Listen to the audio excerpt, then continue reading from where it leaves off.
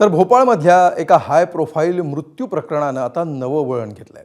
माजी मिस पुणे आणि मॉडेल ट्विशा शर्माच्या मृत्यूनंतर आता मानसिक आजार, जबरदस्तीचा गर्भपात आणि छळाचे आरोप आणि फरार पतीच्या शोधामुळे या प्रकरणाची चर्चा देशभरात सुरू आहे। समोर आलेलं सीसीटीव्ही फुटेज, सासरच्यांचे दावे आणि कुटुंबियांचे गंभीर आरोप यामुळे ट्विशाच्या मृत्यूमागचं गूढ अधिकच वाढलंय।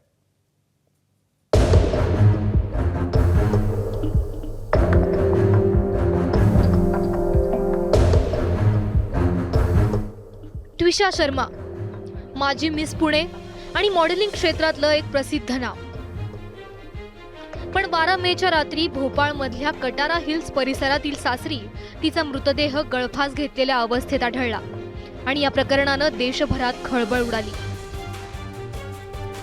मूळची नोएडाची असलेल्या ट्विशाचं शिक्षण पुण्यात झालं होतं।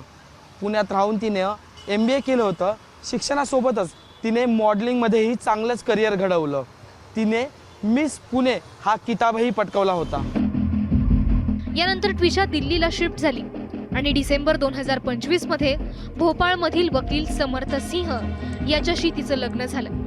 मात्र लग्नानंतर तिचा मानसिक आणि शारीरिक छळ सुरू झाल्याचा आरोप ट्विशाच्या कुटुंबियांनी केलाय।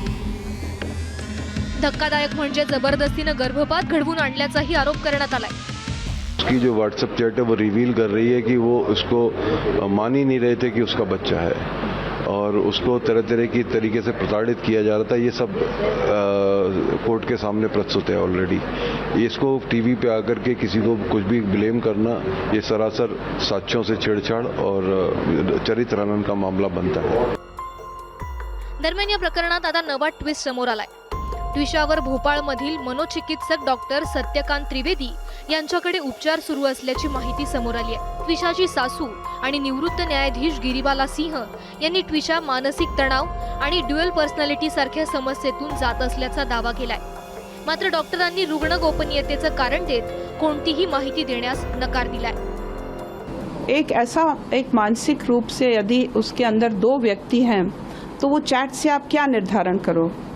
मुझे बच्चा नहीं चाहिए, मुझे चाहिए, वो क्या बताना चाह रही चैट में? फिर इट्स वेरी इजी टू से कि मुझे नहीं चाहिए क्योंकि मेरे ऊपर आक्षेप लगाना कितना सरल होता है। मुझे नहीं चाहिए क्योंकि मुझे माँ नहीं बनना है, मुझे फिगर खराब हो जाएगी, वो नहीं बोलेंगे। दिल से कि मुझे ऊपर लांछन लगाया जा रहा है। इट इज़ सो इजी, कितना आसान होता है।